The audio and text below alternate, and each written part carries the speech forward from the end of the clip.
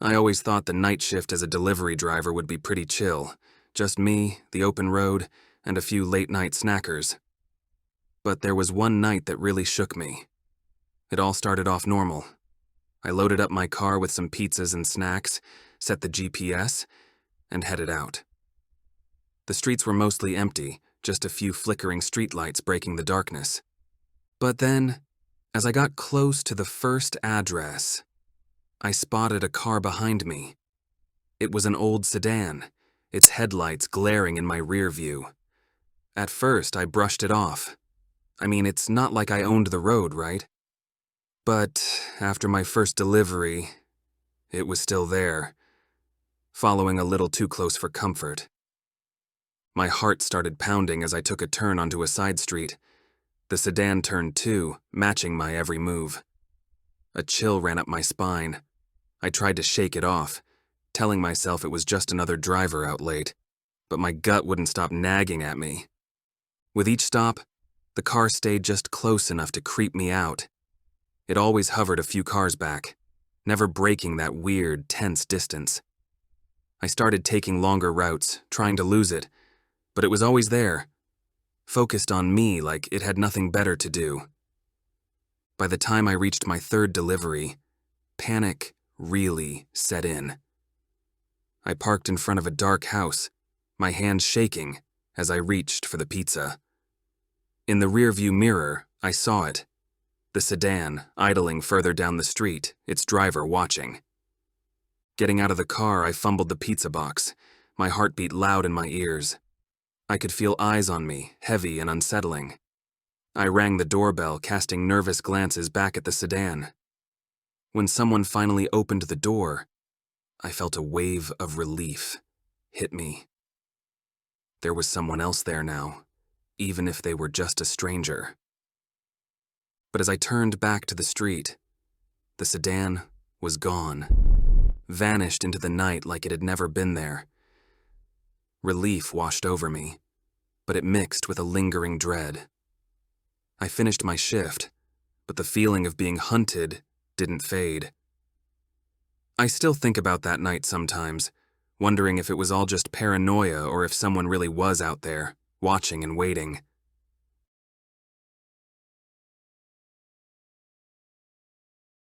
Working the night shift at a convenience store isn't exactly a thrill-a-minute gig, but over time, I've grown to appreciate those quiet hours.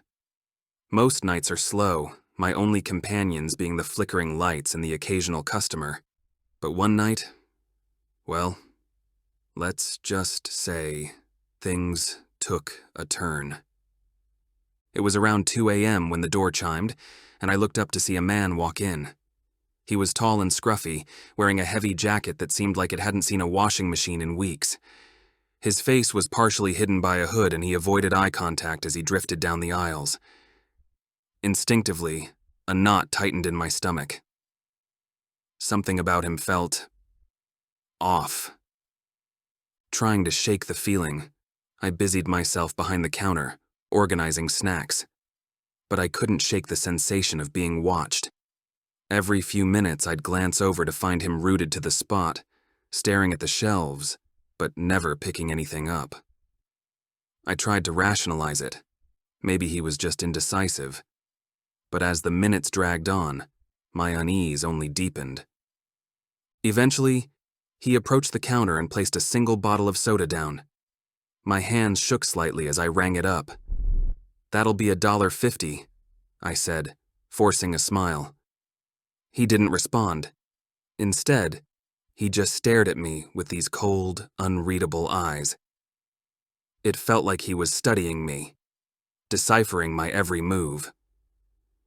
Desperate to break the silence, I tried some small talk. "Quiet night, huh?" Still nothing. Just silence. Thick, heavy, and oppressive. I bagged the soda and handed it to him. "Thanks. Have a good night." But still, no reply. He just stood there, peering at me as if I were some puzzle he couldn't quite figure out. It was beyond unsettling. My heart was practically tap dancing in my chest. Finally, he turned to leave. The door chimed again, and I breathed a sigh of relief I didn't even know I'd been holding. But just as I thought he was gone, he paused outside, casting a glance back at me. For a moment, our eyes locked, and a chill raced down my spine. Then he melted into the night. The rest of my shift dragged on endlessly. I kept glancing at the door, half expecting him to reappear. By sunrise, I was exhausted and on edge. The silent customer haunted my thoughts long after I clocked out. What did he want? Why didn't he speak? These questions lingered, an eerie reminder of a night I just couldn't shake.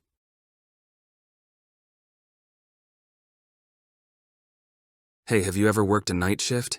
It's mostly a whole lot of nothing, just staring at screens and sipping cold coffee, trying to stay awake. That's what my life was like at this security company. Picture this. I'm in this tiny control room surrounded by humming machines and the gentle beep, beep of monitors. It's around 2 a.m. when suddenly I hear it. A voice coming through the static of the radio.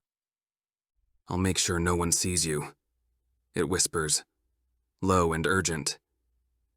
My heart skips a beat. I'm not supposed to hear anything on this frequency.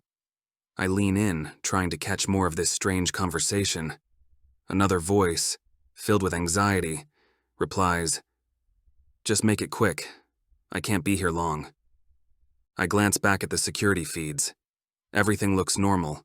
The diner across the street, a couple of cars cruising by. But curiosity grabs hold of me. Who were they talking about? I fiddled with the radio volume, hoping to hear more. It's all crackles and snippets. The back entrance, no one will know. A chill runs down my spine. This sounds like a plan and not a good one. I think about calling the cops, but what would I say?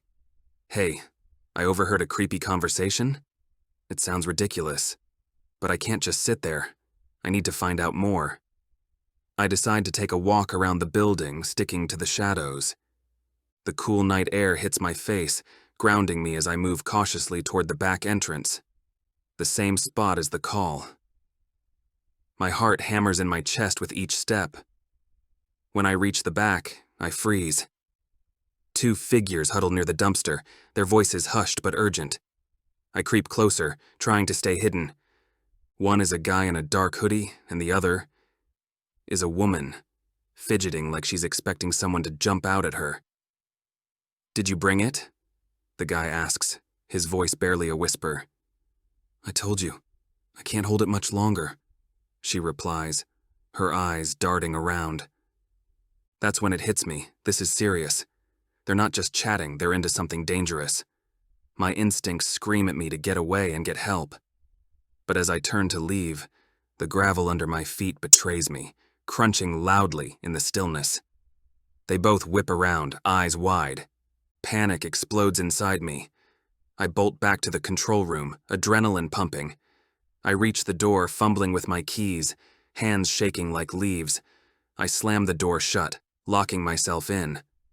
Heart racing, I grab the phone and dial 911, replaying everything I'd just witnessed. I don't know what they were plotting, but one thing's for sure.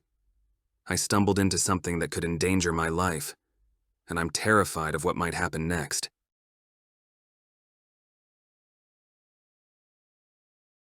Working the night shift as a nurse at the local hospital was both a privilege and a bit of a nightmare. Most nights, it was just me and a small team tending to our patients. But there was one night that felt strange from the start. A night that quickly descended into something far more unsettling. It was just past midnight when I realized that Lisa, one of my colleagues, hadn't shown up for her shift. Lisa was the kind of person you could set your watch by. She never missed a night without a good reason. I tried calling her, but it went straight to voicemail. I tried to brush off the unease, focusing on my duties instead. Yet, as the hours ticked by, a nagging feeling of wrongness settled in. The usual background noise of the hospital felt eerily quiet, stifling, almost like the place was holding its breath. Around 2 a.m., unable to shake my worry, I checked with Carla, our charge nurse. "Have you heard from Lisa?" I asked, trying to sound nonchalant. Carla frowned, shaking her head. No, and it's not like her to be late. That knot in my stomach tightened. We agreed to try reaching her again, but before we could, the lights flickered ominously and then returned to normal. Maybe we should check her locker. Carla suggested. Together, we headed for the break room. Lisa's locker sat there untouched. I opened it, hoping to find something reassuring. A note, maybe, or at least her change of clothes. Inside, her ID badge dangled from a hook next to a half-eaten sandwich that had clearly been left for hours. "What the hell?" I muttered, feeling a chill creep up my spine. Just then, the intercom crackled to life. "Can we get some help in room 307? The head doctor's voice echoed clearly through the hallways. My heart dropped. Room 307 was for critical cases. Carla and I rushed over, but when we got there, it was empty. The bed was made and the machines were turned off. "Where's the patient?" I asked Carla, confusion mixing with fear. I have no idea. She replied, her eyes wide. A cold shiver ran through me. Glancing down the hallway, I caught sight of someone wearing scrubs. Lisa's scrubs. My heart pounded as I called out, "Lisa." The figure turned, then slipped away into the shadows without a word. Panic bubbled inside me, but Carla grabbed my arm. We should stick together. With dread sitting heavy in my gut, we followed the path Lisa had taken, ending at a locked door. Behind it, we heard muffled voices, hushed, urgent whispers. "What if they find out?" one of them said, sending ice through my veins. Carla and I exchanged a terrified glance. Whatever was happening, it was sinister, and we were on the edge of unveiling a secret that could unravel everything we thought we knew.